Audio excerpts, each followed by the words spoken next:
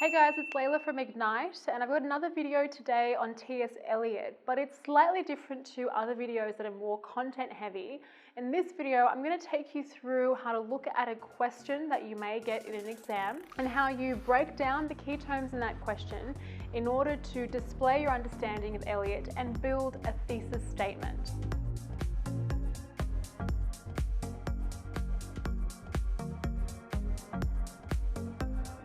Now, the question that I've chosen is quite a heavy question in the sense that it is a critical interpretation question. So we have a quote from a critic, and I take you through how to break down the quote in order to devise your thesis. Don't be alarmed by the amount of depth that I go into in breaking down the question. I've done this almost as a bit of a revision tool, really. I've used it as an opportunity to, open some discourse about the key ideas that are conveyed in Eliot's poetry, whilst also showing you an exemplar thesis and how you formulate an argument.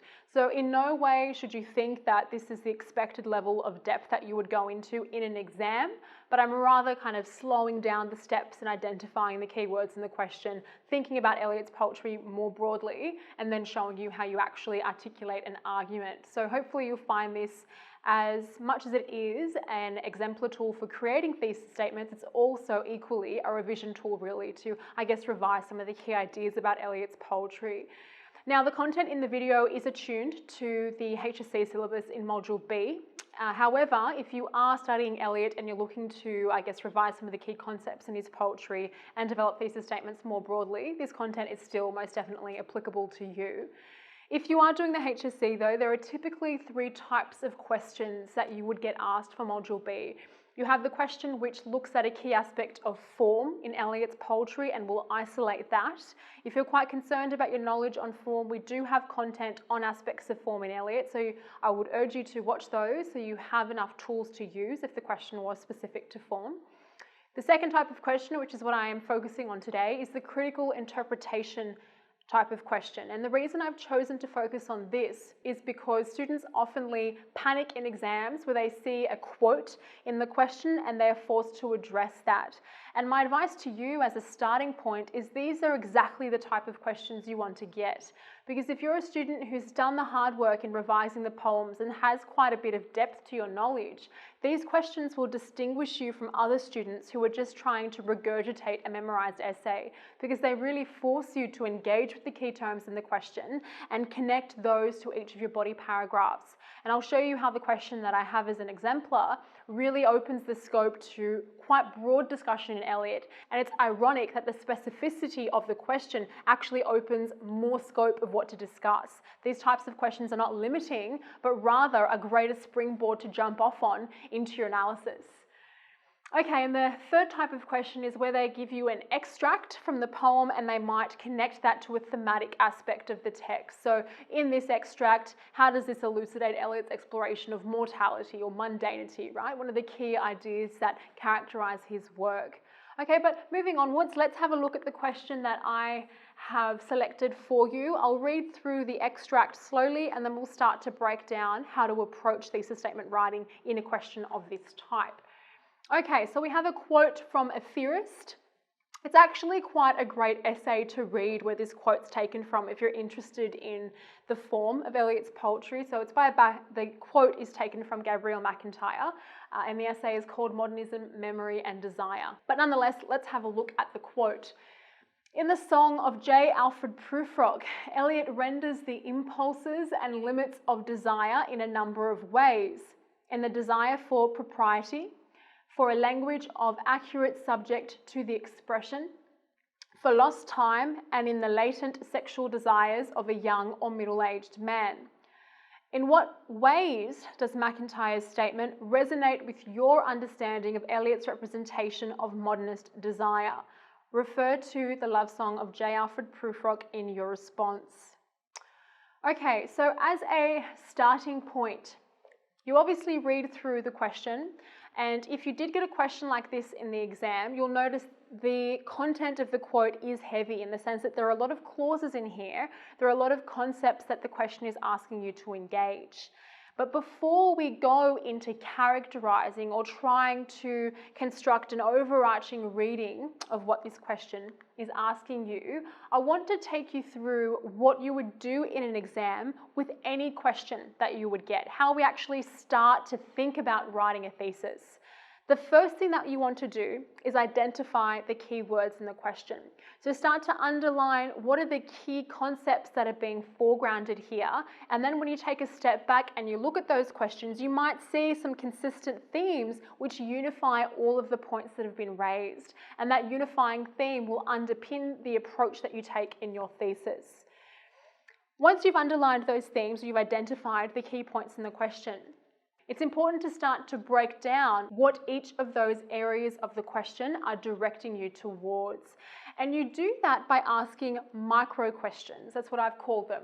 So for example, if we look at a key term, desire was something that came up quite a bit in that particular extract. Ask, what kind of desire? How is that desire represented? Why is desire represented? To what extent is it represented? And what is its purpose in either the study of Eliot more broadly, or how does it function within the poem? Or even thinking of these ideas severed from the example I've given you, just asking yourself what, how, why, to what extent, and so what, or for what purpose, allows you to start to delve into the keywords in the question and formulate a more specific response. So following these micro questions, applying them to each of the words in your question, allow you to start to go further than just restating the premise of the question. You actually start to critically analyze what the question is gearing you towards in light of this module. And then, if necessary, you might like to connect the key terms in the question. Okay, if we've got desire and we've got fear, perhaps argue, okay, what is desired? How is this maybe underpinned by fear at the time? How can we connect these key ideas that are placed in the question? But applying this to the question that was given, these are some of the questions that you'd like to ask in relation to this particular quote. So why is desire impulsive? So the first clause reads, the impulses and limits of desire. So why is it impulsive? Why do the personas, particularly in light of Prufrock, because the question has directed us to Prufrock, why is Prufrock's desire impulsive? How can we see that it occurs within the spur of the moment in the presence of the women? And why is it so impulsive, right? Think about the nature of sexual desire. It is by its virtue impulsive.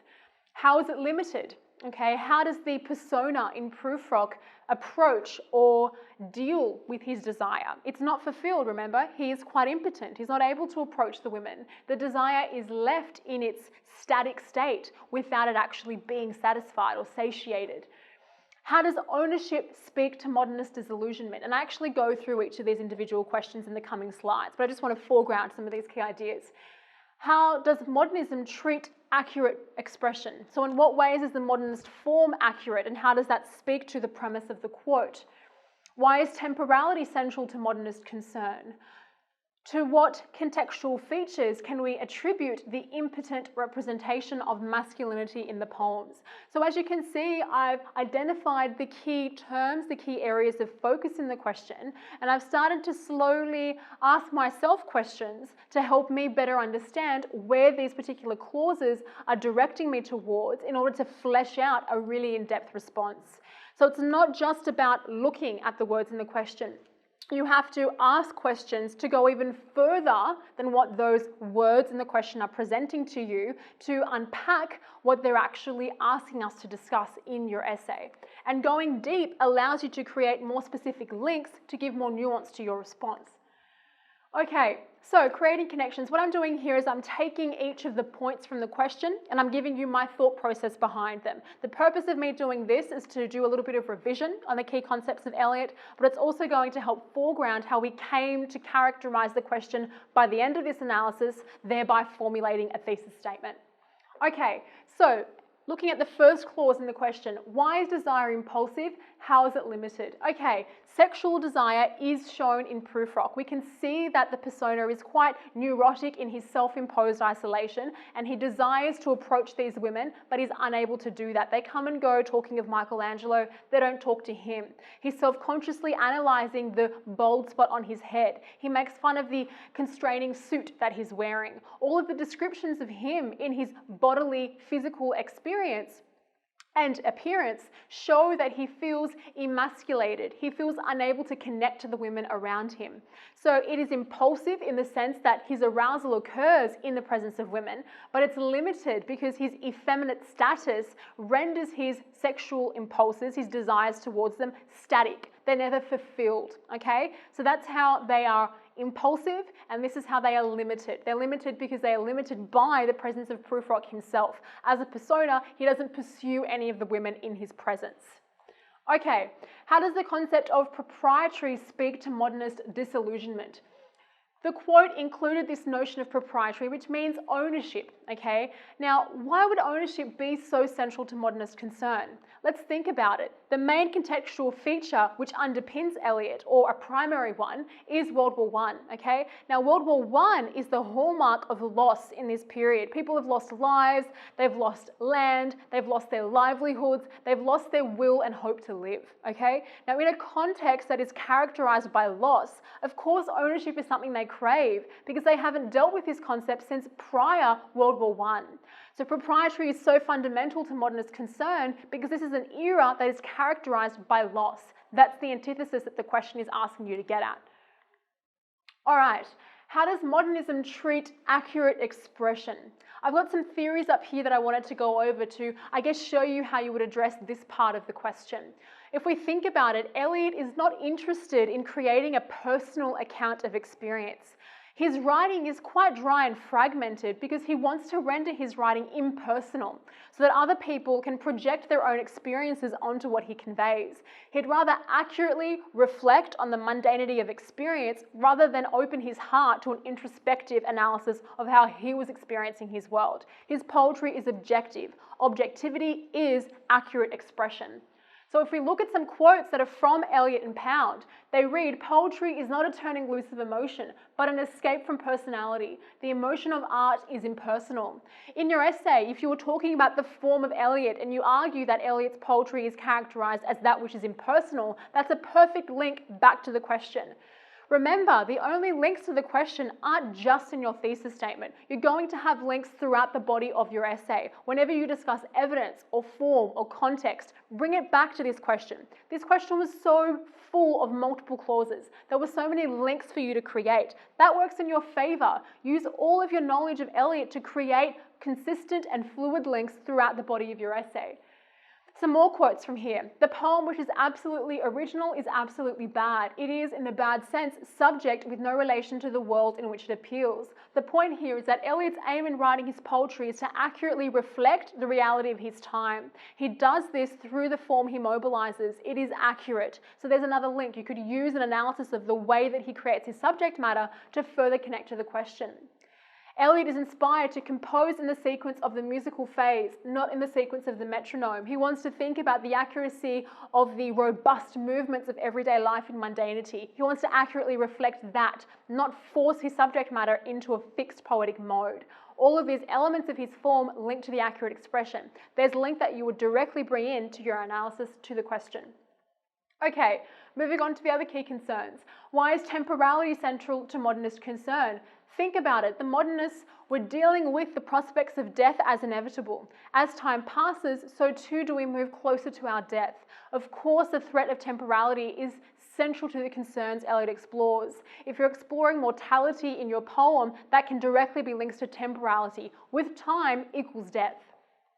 To what contextual features can we attribute the impotent representation of masculinity? Think of this in light of what I was discussing earlier with regards to the limited impulsive desire. Prufrock is limited because he does not embody the typical tropes of masculinity. He's unable to approach the women in his presence. He's static in his sexual desire. He is literally impotent in that regard. And these limitations exist because the men at this time, masculinity was threatened by war experience. Men come out of war as traumatized. So hopefully you can see all of our links and all of our understandings of Eliot's poetry are giving us guidance to break down each of these key terms. So if we think about all of these aspects, all of these clauses in the question, yes, admittedly, it's overwhelming. There was a lot packed in there. But each of these clauses can be characterized in the following two ways. What are the modernists desiring? What do they desire? Okay, and why are they desiring that?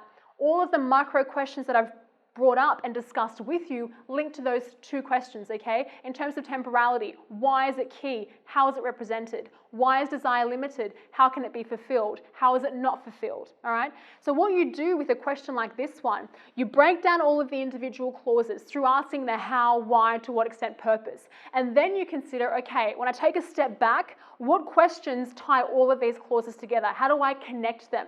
And in this case, this is how I would connect them. And this is what it would look like in a thesis. All right, so in response to that question, let's have a look. I'll read through the thesis in its entirety, then I'm going to show you all of my links to the question in a highlighted way. So, while on its surface, T.S. Eliot's proof-rock traces static sexual desire, the erotic emptiness presents as metonymic for unsatisfied modernist desire which pervaded Eliot's world. The rapidly modernizing metropolis precipitated a chaos amplified by the threats of war, dismantling systems of faith and belief in mankind. Eliot speaks to the subsequent desire for direction through mobilizing a form that is accurate in its appeal to the broader experiences of the time. Each of these sentences is slowly answering each part of the question, okay? When we look at the first question, we're saying, while on its surface, so yes, on the appearance of Eliot's poem, it traces static sexual desire. So I've dealt with, yes, I acknowledge proof-rock does explore static sexual desire. This desire, this erotic emptiness, presents as metonymic. So I've addressed that first clause and I've said emptiness in that desire is actually symbolic for a broader sense of unsatisfied desire. It's metonymic for unsatisfied modernist desire, which pervaded Eliot's world. So the sexual dissatisfaction of proof-rock isn't limited to proof-rock. It links to unsatisfied life and experience on a much broader scale. The rapidly modernizing metropolis precipitated a chaos amplified by the threats of war. I'm justifying why that unsatisfied desire occurred on a broader scale with reference to context. Dismantling systems of faith and belief in mankind. That's the loss. This is the emptiness that results in limited desire. Eliot speaks to the subsequent desire for direction through mobilizing a form that is accurate in its appeal. I'm addressing the accuracy. This is what the modernists desire. They desire accurate expression in its appeal to the broader experiences of the time. To summarize, admittedly, that is a gigantic question, okay? But keep in mind, I went through that detail to start to open some of your revision of the key concepts of Eliot's form, his context, and his subject matter. But thinking about this more broadly, when you have a question, start off by identifying the keywords in that question. Define those keywords through asking the micro questions. This is so important, right? Because through asking those micro questions, you're actually given more specificity and scope to connect the question on a broader scale. You can't go collective before you go deep into each of those individual words. Once you've done that, take a step back and think, okay, how can I tie this question together in its entirety? And in this case, we said, okay, desire is filtered through each of these clauses. So I'm going to ask myself, what do the modernists desire? Why are they desiring it? And that's why I ended up answering in the thesis. And through doing that, I actually worked through each of the clauses of the question and I linked it to context and aspects of form. Guys, if you really like that kind of application of content to question, please do like and subscribe to our channel, and I will have more of this type of content coming your way. If you had questions about how I formulated the thesis or anything in the video, please do comment and I will do my best to get back to all of those comments. But for now, thank you so much for watching and stay tuned for our next video.